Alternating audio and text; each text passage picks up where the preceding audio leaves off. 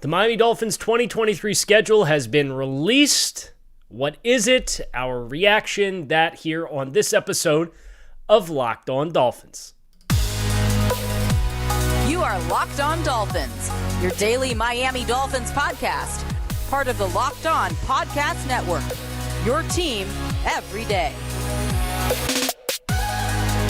All right, Miami. Welcome to another episode of Locked On Dolphins. It's your team every day here on the Locked On Network. I'm your host, Kyle Krabs, lifelong Miami Dolphins fan, host of Locked On Dolphins, co-host of Locked On NFL Scouting. You can find all of our shows here on the network, on YouTube, or wherever you listen to your favorite podcast. I want to give a special shout out to the everydayers who are locked in with us on a daily basis as we cover your Miami Dolphins, your favorite team, my favorite team, and we have our favorite teams. 2023 schedule has been unveiled. And without further ado, we're going to talk about those games and briefly touch on the magnitude of how this schedule fell for the Dolphins. And that's our objective here on this kind of emergency Thursday, but not really an emergency because we knew it was coming episode of Locked On Dolphins. So let's start with the schedule. We'll go weeks 1 through 9. They have a week 10 bye, and then we'll do weeks 10 through 18. So week 1, the Dolphins are scheduled to go on the road and face Justin Herbert and the Los Angeles Chargers. If you told me, as we talked about on Thursday morning, that you would get your only West Coast trip of the season out of the way, week 1, that's a dream come true. Now, obviously, the matchup will be difficult. There's a new defensive coordinator for the Dolphins. There's a new offensive coordinator for the Chargers. So some new dynamics amidst a matchup that happened last year and happened in 2020. So these teams fairly familiar with one another.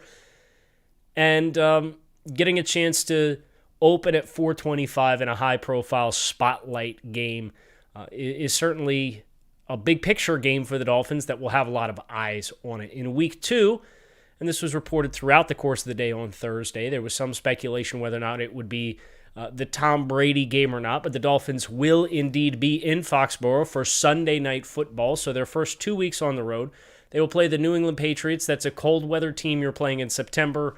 That's a win.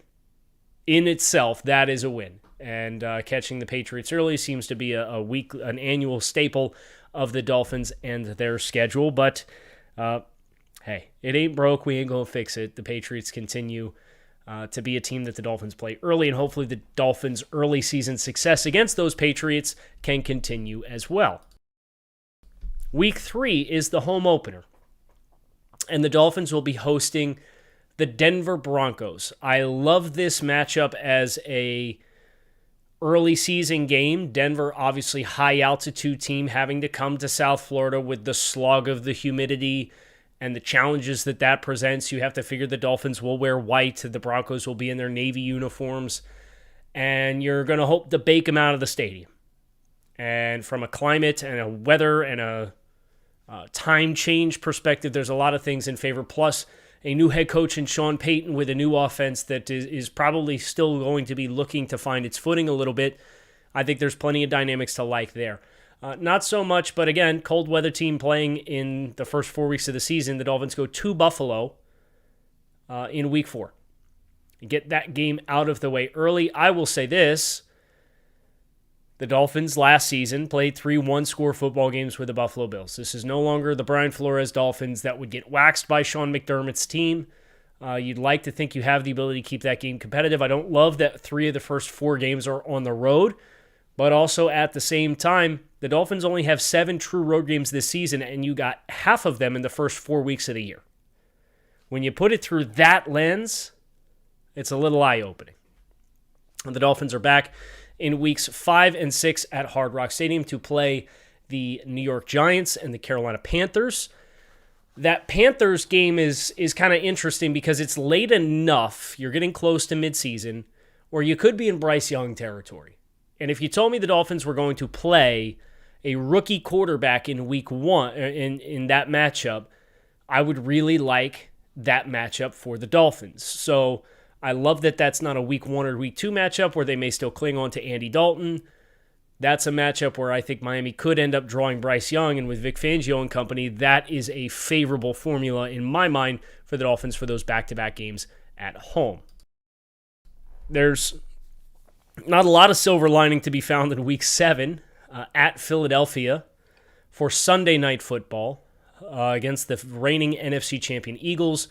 This was a matchup that we kind of got excited about last summer when the teams had joint practices and Miami performed very well against the Eagles. And you get through November last season and both of these teams are near the top of their respective conferences, and you say, hey, man, like, that might be a game. That might be a really fun game. And we didn't get it, but we will get it this year, and we will get it in prime time for Sunday Night Football. Jalen Hurts versus Tua Tagovailoa. So that is certainly a heavy-hitting matchup and a showcase of some of the best teams that each conference has to offer. Week 8, you're home against the Patriots. You're done with New England by Halloween. Not mad about getting those boxes checked. You'll have a really good idea by the midpoint of the season how you stand amidst the AFC East, and you will have played 2 road games in that AFC stretch. Your only road game remaining against the Jets on Black Friday on a short week. But a really good chance for Miami, again, to, if you have success in that head-to-head matchup in New England, you're going to position yourself very favorably to have success or at minimum be break-even in the AFC East. And then, of course, Week 9, you get on the plane and you go across the pond and you go to Frankfurt, Germany, and you play the Kansas City Chiefs. Tough matchup. Would have been tougher in Arrowhead. I am not one of those people who is too proud to say, oh, I would have rather played him in Arrowhead so that it would be harder. No, they're all hard games. And in a marathon like this, a win could be the difference in losing, the difference between winning and losing and making a playoff spot or not. So every competitive advantage that can be had or dismissed from your opponents, I am more than happy to have if I am the Miami Dolphins. So that gets you weeks 1 through 9. And then you have the week after off, the bye week in week 10. So you should have a pretty good idea at the midway point of the season, similar to where the bye fell last year for the Dolphins.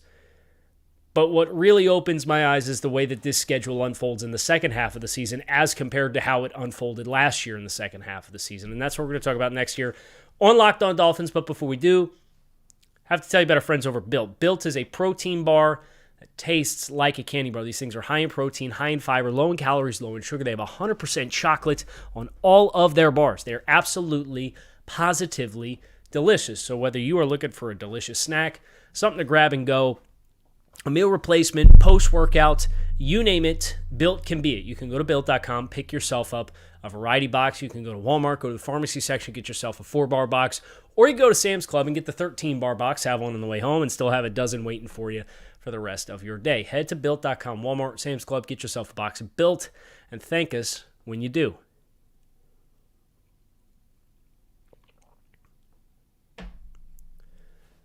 Coming out of the bye, you get the Raiders at home, which I love as a coming out of the bye team. It's a West Coast team that has to come east to play a 1 o'clock kick. And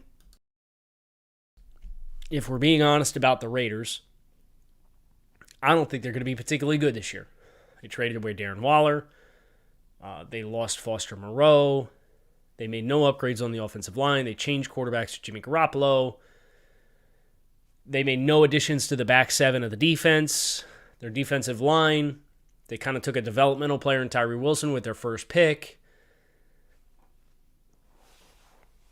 Getting an extra week to prepare for the Raiders at home before you have a short week and have to go play the Jets and Aaron Rodgers on Black Friday is a very favorable draw in my mind. And then, of course, you have the Black Friday game, and that will be a circus because it's New York and it's Aaron Rodgers, and I haven't had a chance to look at the Jets schedule yet because I wanted to give you my organic, true thoughts on the Dolphins schedule in a vacuum.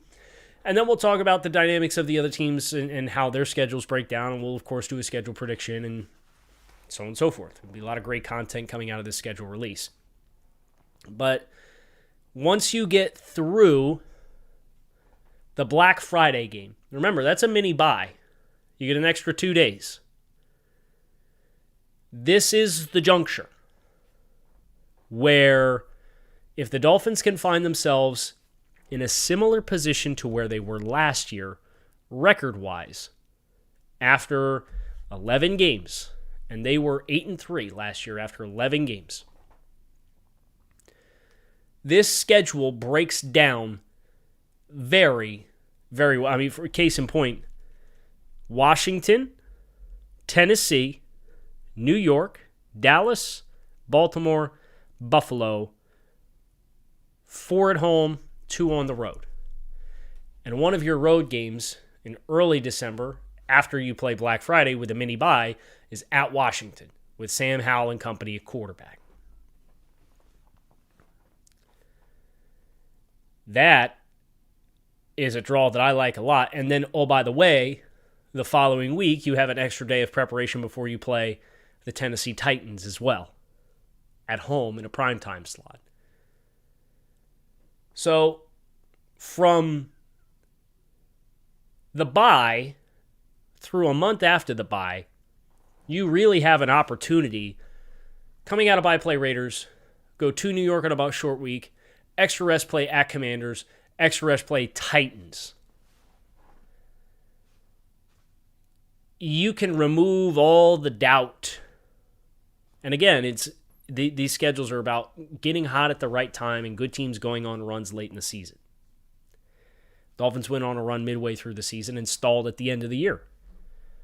This schedule falls much favorably, and then the 2 of 3 at home to close the year. Now, they're competitive teams in Dallas and Buffalo, and then the road trip to Baltimore at the end there.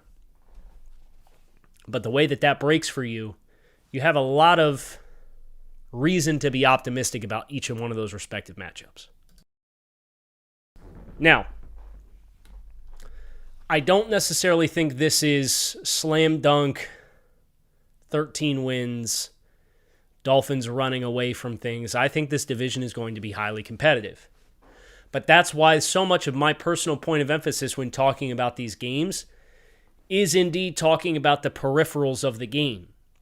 What are the dynamics of Miami facing this team at this juncture with this much rest and this stretch of games where you are at home and don't really have to worry about travel? If you want to make a run, you darn well better get yourself a home playoff game too along the way. And of course, that pathway comes through winning the division. And one of the points that we had on our earlier show today was, who is the NFL going to choose to match up in Week 18? And they chose Dolphins and Bills. And that's, of course, a TBD kickoff time, and they'll look to put the best and most competitive game in that slot. But if you do what I think the Dolphins are capable of doing, that may be a winner-takes-all division type of matchup. Or at the very least, there would be tiebreakers involved with presumably the Jets. So that's a huge, huge game, and you get that at home. Obviously, it's late in the year, so it's not boiling hot, and Buffalo fans thankfully won't have to worry about the Hard Rock Sun hosting an unfair home field advantage for them when they play in January. But I don't know what else you could ask for, in my mind, with the degree of difficulty of the opponents that you have to play. We checked a lot of boxes. We got the West Coast road trip knocked out right off the jump. You have a ton of home games in the back half of the season. You have one cold weather game this year. You have to go to Baltimore Week 17. That's probably your only cold weather game of the season. Because your other more recent road game after that, prior to that, is December 5th against the Commanders. Might be chilly. It ain't going to be cold. It ain't going to be Buffalo. It ain't going to be the fans throwing ice balls at you in the stadium saying, don't throw ice balls anymore or we'll have to throw a penalty, and then never throw a penalty while you continue to get pelted with ice balls.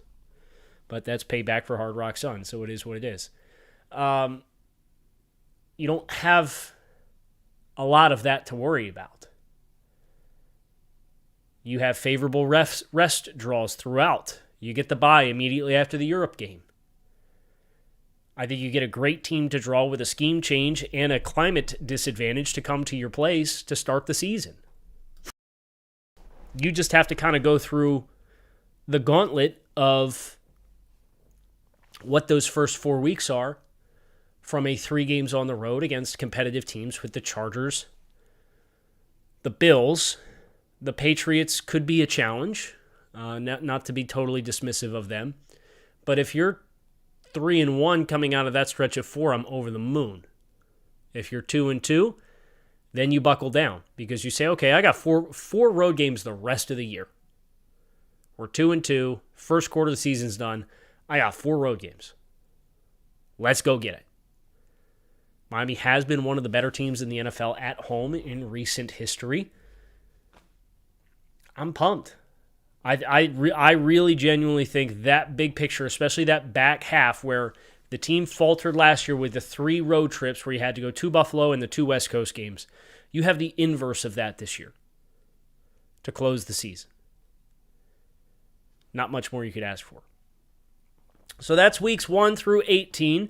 The Dolphins obviously getting 5 primetime games, closing against the Bills, opening against the Chargers. They are not the team to face Tom Brady in the Tom Brady kickoff smorgasbord orgy of confetti for Tom Brady and his career accolades in New England, which will be week 1 against the Philadelphia Eagles. So that's the schedule. What else do we think? Some knee-jerk reactions. I'm glad you asked. That's what we're closing with here on this episode of Locked on Dolphins. I think the Dolphins were paid a sufficient, without being able to see the rest of the league and the distribution of primetime games. I think Miami was paid fair respects here by the league.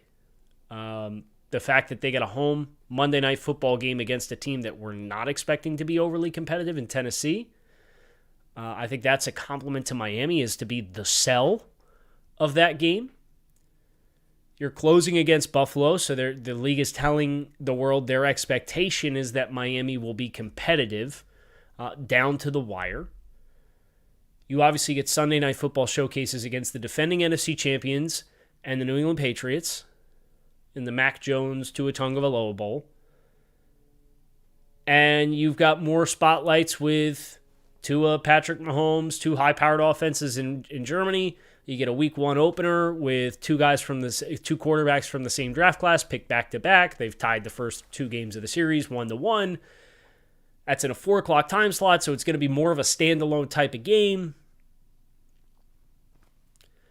This is the first time in a long time that I felt like the schedule came out and I said, wow, it feels like the Dolphins have some respect and some expectations. And you've probably heard the old Rex Ryan quote, and if you scrolled through Instagram or TikTok or YouTube Shorts or whatever, and I can't repeat it here, and I won't play here because there's a couple naughty words on it, but life is best when expectations are high, and I agree with that. And us as Dolphins fans, it's a little bit of a new air for us, but this is a team that has won 28 games in the last 3 seasons, 3 consecutive winning seasons. They've been competitive. They are better. You can look across the league. There are some teams that did not get better, did not tangibly get better this offseason. You cannot say that about the Dolphins. They're a more well-rounded team. They got more playmakers. They got a dramatic improvement in the coaching department. Expectations are high. And the league is telling you that expectations are high for the respect that the Dolphins were paid. And look, there's a couple other games along this stretch that may end up getting flexed too.